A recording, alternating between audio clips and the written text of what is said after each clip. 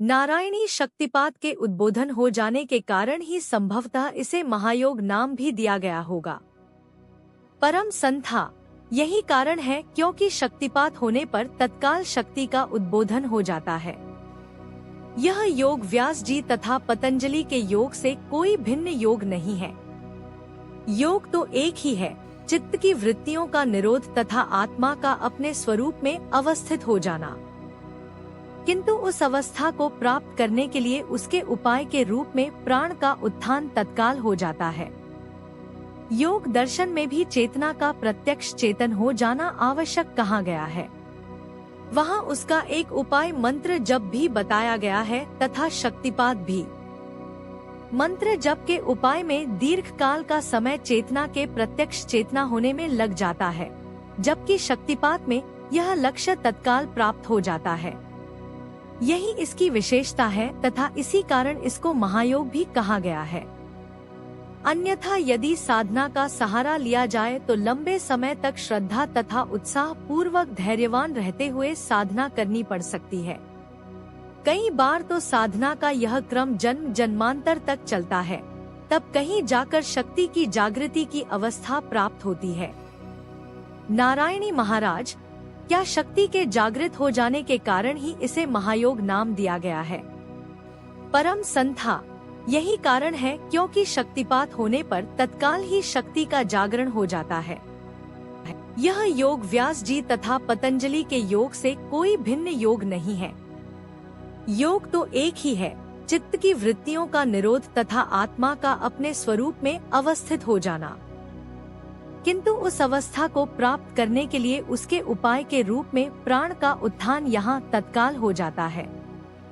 योग दर्शन में भी चेतना का प्रत्यक्ष चेतना हो जाना आवश्यक कहा गया है।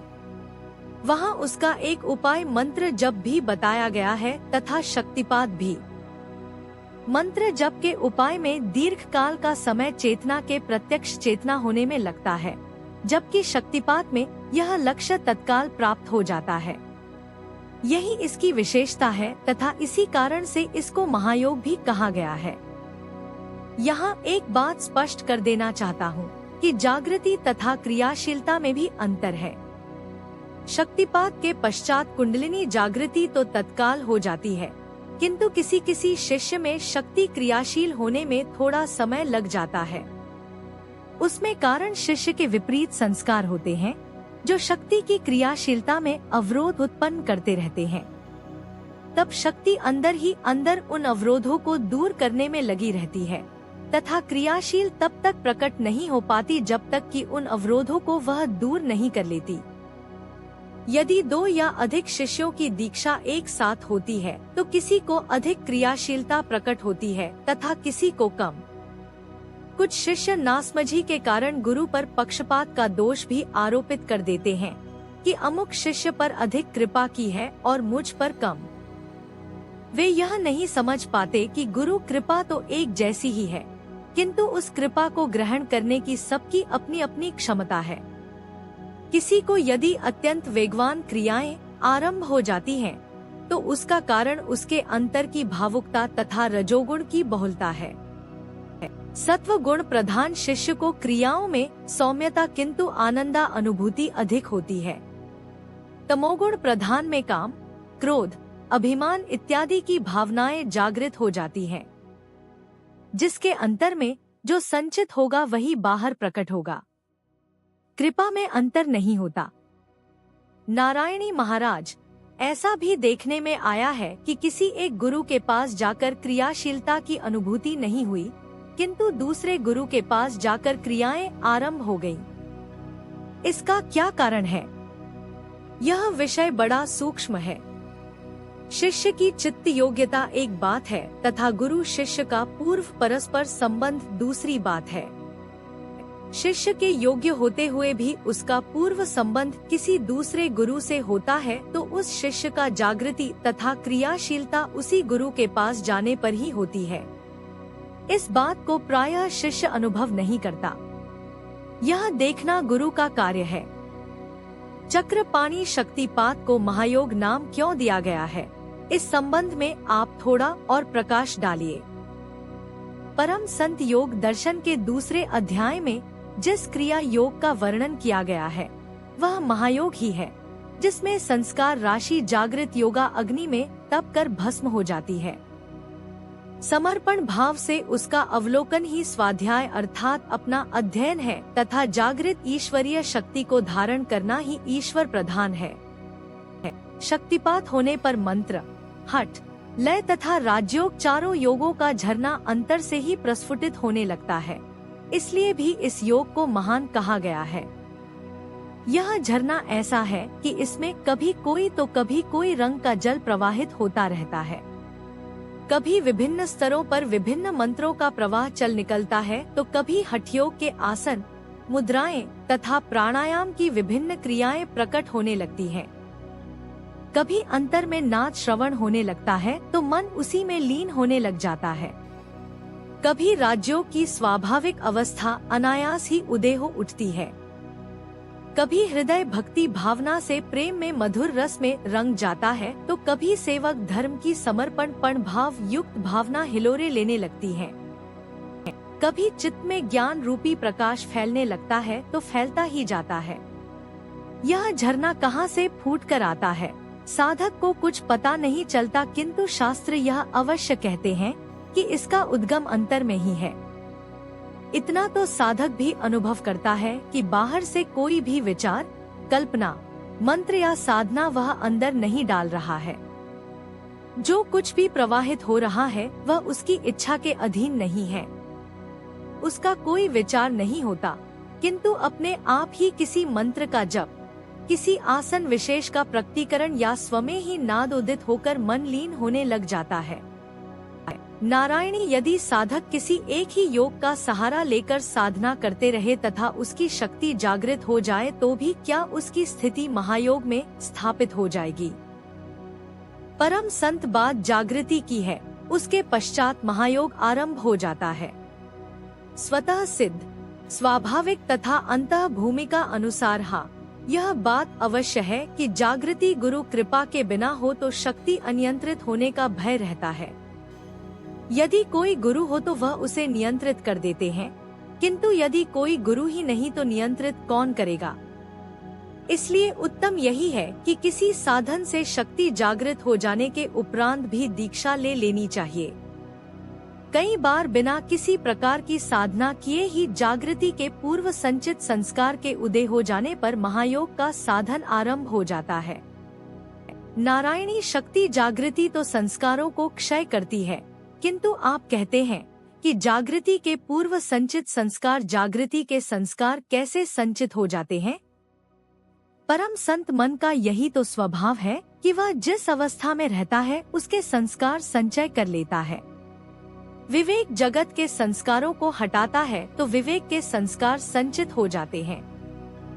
फिर विवेक के संस्कारों को हटाने के लिए संप्रज्ञात समाधि का आश्रय लेना पड़ता है तो संप्रज्ञात समाधि के संस्कार संचित हो जाते हैं। इस प्रकार संस्कार स्थूल से सूक्ष्म होते जाते हैं। शक्ति जागृति भी सभी प्रकार के संस्कारों को तो क्षीण कर देती है, किंतु जागृति के स्वयं के संस्कार संचित हो जाते हैं। जागृति के संस्कारों का क्षय शामोपाय की स्थिति उदय होने पर होता है। इसमें आश्चर्यजनक कुछ भी नहीं है। चक्रपाणी महाराज जी, हम लोगों ने आपका बहुत समय लिया। आपने बड़ी कृपा की जो अपने सदुपदेशों से हमें उपकृत किया। परम संत, यह तो हमारा कर्तव्य है कि जिज्ञासु की शंका का समाधान करें और उसे सही मार्ग दिखाएं। इसमें कृतज्ञता की कोई बात नहीं। फिर दोनों जन गुरुदेव के समक्ष उपस्थित हुए। चक्रपाणी गुरुदेव, हम लोगों ने पिछली बार दीक्षा के लिए प्रार्थना की थी। गुरुदेव, आप दोनों दीक्षा लेना चाहते हैं? यह बहुत अच्छी बात है। दोनों जन एक साथ दीक्षित हो तो एक दूसरे का बड़ा सहारा रहता है। कोई एक यदि प्रमाद कर जाए तो दूसरा उसे उत्साह दिलाकर साधन में लगा देता है। दोनों दीक्षित हो तो घर का वातावरण साधन में हो जाता है, किंतु फिर भी आप लोग अभी थोड़ा और प्रतीक्षा करो। पका हुआ फल कहीं अधिक मिठास लिए हुए होता है। आज हम आप लोगों की दीक्षा की स्वीकृति तो प्रदान कर रहे हैं, यथा समय दीक्षा भी हो जाएगी। तब तक आप लोग जिस प्रकार साधन भजन कर रहे हैं करते रहे। दोनों ने गुरुदेव को प्रणाम किया तथा उठकर श्रीधर के पास जा बैठे। श्रीधर ने पूछा, क्या हुआ आपकी दीक्षा का? चक्रपाणि, अभी तो बात लटक ही रही है, अभी फल नहीं पका। श्रीधर, देखो, गुरुदेव के मन में शिष्यों की संख्या बढ़ाने का कोई विचार नहीं है, वह तो गुणवत्ता देखते हैं। अभी आप में समर्पण भाव की कमी है। चक्रपाणि, वह कैसे? श्रीधर, अभी आपको ना तो गुरुदेव की बात पर ही विश्वास है, ना ही समर्पण भाव है, नहीं तो आप बार बार ऐसे क्यों पूछते हो? आपने एक बार प्रार्थना कर दी, जब गुरुदेव योग्य समझेंगे अपने आप आपको कहेंगे। आप में धैर्य की भी कमी है। यह सुनकर चक्रपाणि तथा नारायणी के चेहरे उतर गए, पर वे बोले कुछ नहीं। श्रीधर, गुरु ही जगत में सबसे बड़ा हिताशी होता है, वह सदैव शिष्य के कल्याण की ही कामना करता है। आप छोटी सी बात से अपने चित्त को किस तरह उदास किए बैठे हो? आपकी छोटी सी बात से ही आपके चित्त की स्थिति व्यक्त हो जाती है। जितना आप जल्दी करेंगे उतना ही अधिक देर लगेगी। आज गुरुदेव ने आपसे कहा कि हमने आपकी दीक्षा की प्रार्थना स्वीकार कर ली है, इतने से ही आपको प्रसन्न हो जाना चाहिए था कि चलो कम से कम लिस्ट में नाम तो आ गया। किंतु जब मैंने पूछा तो आपने कहा कि अभी तो बात लटक रही है। इसका अर्थ ही यही है कि आप में समर्पण तथा धीरज की कमी है। चक्रपाणि तथा नारायणी दोनों अपना समूह लेकर चल दिए। कुछ देर दोनों चुपचाप चलते रहे, फिर चक्रपाणि ने मौन भंग किया। श्रीधर ठीक ही कहता है, वास्तव में ही हमने थोड़ी जल्दीबाजी कर दी। नारायणी, तो अभी भी क्या बिगड़ा है, आगे से संभल जाओ। बातें करते करते वे घर तक आ गए। देखा तो दरवाजे के बाहर विलास उनकी प्रतीक्षा में बैठा था। उन्होंने उससे पूछा कि क्या बात है, तो उसने कहा कि वह उनसे मिलने आया है। अंदर जाकर बैठे तो विलास ने कहना आरंभ किया, विलास, मैंने पिछली बार देखा कि आप लोगों के व्यवहार में बड़ा अंतर आ गया है, यह कैसे हुआ? चक्रपाणि, सब गुरुदेव की है। विलास, क्या गुरुदेव ऐसे सिद्ध पुरुष है कि दूसरों का मन बदल देते हैं? चक्रपाणि, हम तो ऐसा ही मानते हैं। विलास, क्या मैं भी उनके दर्शन कर सकता हूँ? यह सुनकर आश्चर्यचकित चक्रपाणि विलास की ओर देखने लगा। उसे अपने कानों पर विश्वास ही नहीं हो रहा था कि वास्तव में यह विलास ही कह रहा है। वह एक प्रकार से नास्तिक ही था। चक्रपाणि, किंतु आप तो इन बातों पर विश्वास ही नहीं करते हो, फिर यह परिवर्तन कैसे? विलास, वास्तव में पिछले कुछ दिनों से मैं आपकी मानसिक स्थिति तथा व्यवहार के बदलाव को बड़ी सूक्ष्मता से देखता आ रहा हूँ। इसका मुझ पर भी प्रभाव पड़ा है। अब मेरी भी गुरुदेव को देखने की इच्छा हो रही है कि यह कौन महापुरुष है जिन्होंने आपका व्यवहार, दृष्टिकोण तथा जीवन बदल कर रख दिया है। चक्रपाणि, अब तुम्हारे चित्त की अवस्था विवेक युक्त बातों को ग्रहण करने की स्थिति में आ गई है। तुम्हारा मन अवश्य ही गुरुदेव के प्रभाव को ग्रहण कर लेगा। विलास, हम भी पहले ठीक तुम्हारी तरह जगत के पीछे भागते तथा ठोकरें खाते फिरते थे, किंतु हर बार जगत ने अपना घिनौना रूप ही दिखाया। स्वार्थ, अभिमान, धोखा, मक्कारी ही सर्वत्र देखने को मिली। फिर साधुओं के पीछे भटकना आरंभ किया तो वहाँ भी अधिकतर दिखावा, खींचतान, परस्पर अविश्वास तथा एक दूसरे पर टीका टिप्पणी ही दिखाई दी। अब हमारा सौभाग्य ही समझो कि हमें गुरुदेव जैसे महापुरुष के दर्शन हो गए। मरुस्थल की भयानक गर्मी में झुलस राही को शीतल जल का निरंतर बहता झरना दिखाई दे गया है।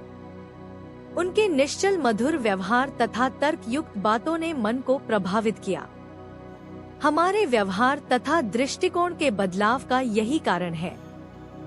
नारायणी भाई साहब, इस हृदय परिवर्तन के लिए आपको मेरी ओर से बधाई हो। यह परिवर्तन आपके लिए शुभ हो। जगत की आसार आप पर स्पष्ट होने लगी है। विलास वास्तव में ऐसा ही है। चाहे जगत की सारी सुविधाएं इकट्ठी कर लो, फिर भी मन को शांति नहीं। सभी लोग एक दूसरे को नीचा दिखाने तथा छीना झपटी में ही लगे हैं। जिस पर विश्वास करो, समय आने पर वही आंखें फेर लेता है। जिसका भला करो वही फांसी पर टांगने के लिए तैयार हो जाता है। रिश्ते, नाते, मित्र सभी स्वार्थ में डूबे हैं। ऐसा लगता है कि इस भीड़ भाड़ भरी दुनिया में हर व्यक्ति अकेला ही अस्तित्व के लिए संघर्ष कर रहा है। विलास की बातों से चक्रपाणी को बहुत संतोष हुआ। ऐसा लगा जैसे भटके राही ने घर की ओर अपना मुंह फेर लिया है। विलास के जीवन में भी शांति तथा ज्ञान का सूर्य चमकने वाला है। चक्रपाणी से रहा नहीं गया और उसने उठकर विलास को गले से लगा लिया। चक्रपाणी, अब तक तुम समझते रहे हो कि तुम प्रकाश में चल रहे हो, किंतु अंधकार में ही भटकते ठोकरें खाते रहे हो।